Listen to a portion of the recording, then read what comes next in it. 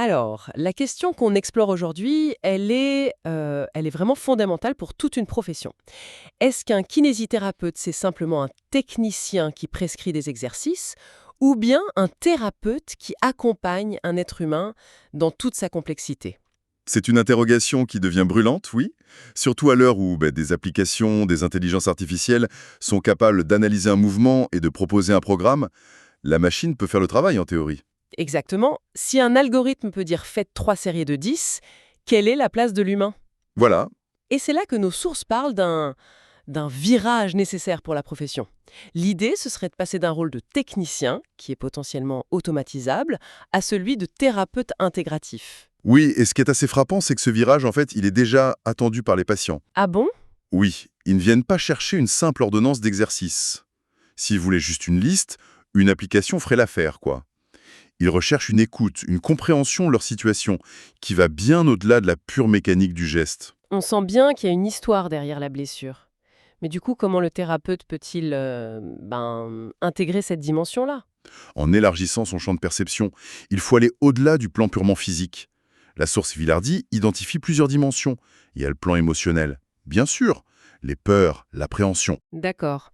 Tout ça, ça modifie la physiologie autant qu'une blessure.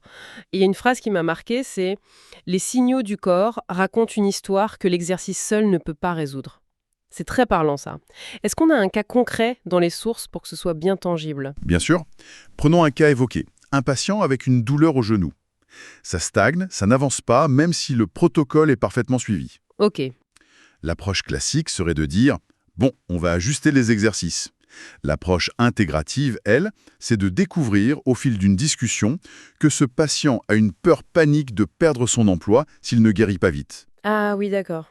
Et cette angoisse permanente, elle crée une inflammation de stress qui, littéralement, bloque la guérison physique. L'outil, ce n'est plus seulement l'exercice, mais la discussion qui permet de désamorcer cette peur. C'est fascinant.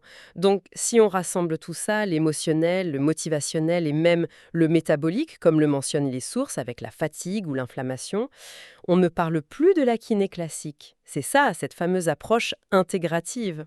C'est exactement ça.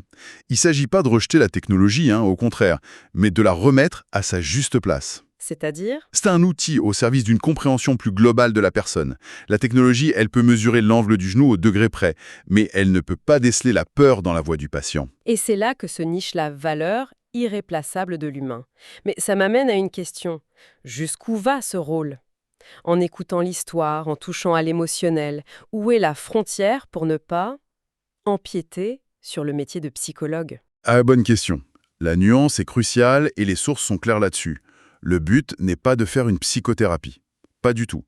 C'est de comprendre comment le contexte de vie du patient, son stress, son sommeil, sa motivation impactent directement sa condition physique. D'accord? C'est relier les points en fait. C'est ça, relier le clouant entre le symptôme et l'histoire globale de la personne. C'est, et je cite, la capacité à comprendre le récit du patient, sentir son rythme, ajuster une parole, moduler une présence. Ça, aucune IA ne peut le faire. Donc, en résumé, la profession ne disparaît pas face à la machine, elle s'élève en quelque sorte.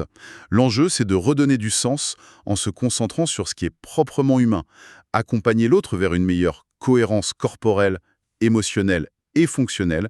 C'est une vision bien plus riche du soin au final. Tout à fait. Et ça soulève une dernière question qui nous dépasse un peu.